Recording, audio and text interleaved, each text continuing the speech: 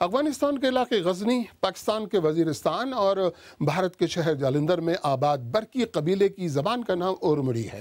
اس زبان کو بولنے والوں کی تعداد بہت کم ہوتی جا رہی ہے۔ اورمڑی یونیسکو کی معدومی کے خطرے سے 2-4 زبانوں کی فہرست میں بھی شامل ہے۔ برکی قبیلہ محمود غزنوی کے ساتھ سن 1050 میں آیا اور وزیرستان کے علاقے کانیگرم میں آباد ہو گیا تھا۔ اورمڑی زبان کے ماہرین کے بقول برکی بولنے والوں کی تعداد 35 سے 40 ہزار تک رہ گئی ہے اور وزیرستان میں جاری فوجی آپریشن سے بھی یہ زبان خاصی متاثر ہوئی ہے۔ پاکستان کی چھوٹی زبانوں پر BBC اردو کی خاموش زبانیں نامی سیریز میں آج باری اورمڑی زبان کی ہے، جس کے بولنے والوں سے نامہ نگار عزیز اللہ خان نے بات کی۔ ازبانی بلتوالها شغوٹ تسلیہ ازبانی توطن کلی تکوم پہ جنگالیہ۔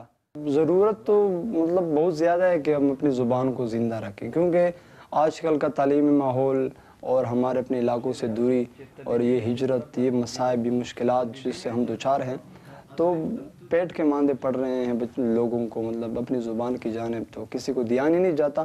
بہرحال ہماری کوشش یہ ہے کہ زبان کو زندہ رکھا جاتا۔ میں بچوں کو گلی میں کھیلتے ہوئے دیکھتا ہوں یا اسکولوں میں جا کے بات کر رہے ہوتے ہیں، برقی زبان میں بات کر رہے ہوتے ہیں، لیکن بہت سارے ایسے الفاظ ہیں جو وہ دوسری زبان میں جو جا کے وہ اس میں مکس ہو چکے ہیں۔ ایسے میں آپ کو ایک مثال دوں، چند مثال میں آپ کو دے دوں۔ گڈوا ہم کہتے ہیں گلاس کو، اور پشتو زبان میں گڈوا اس کو کہتے ہیں لوٹا، پشتو میں کہتے ہیں لوٹے۔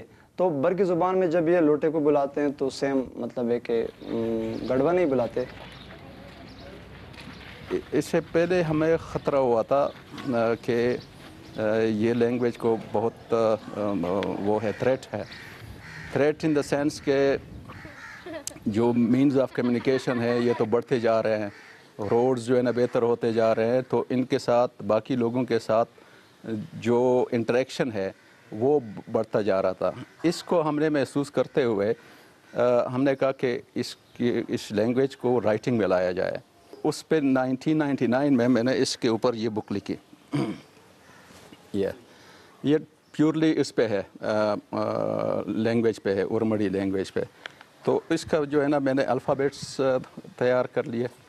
بدقسمتی سے یہ ہو گیا پھر کہ یہ سارا پروسیس جو ہے نا وہ سٹاپ ہو گیا بیکاز آف دی 2009 آپریشن۔ تو اس میں پھر جو ہے نا وہ کنسنٹریشن نہیں رہا، لوگ جو ہے نا سکیٹرڈ ہو گئے۔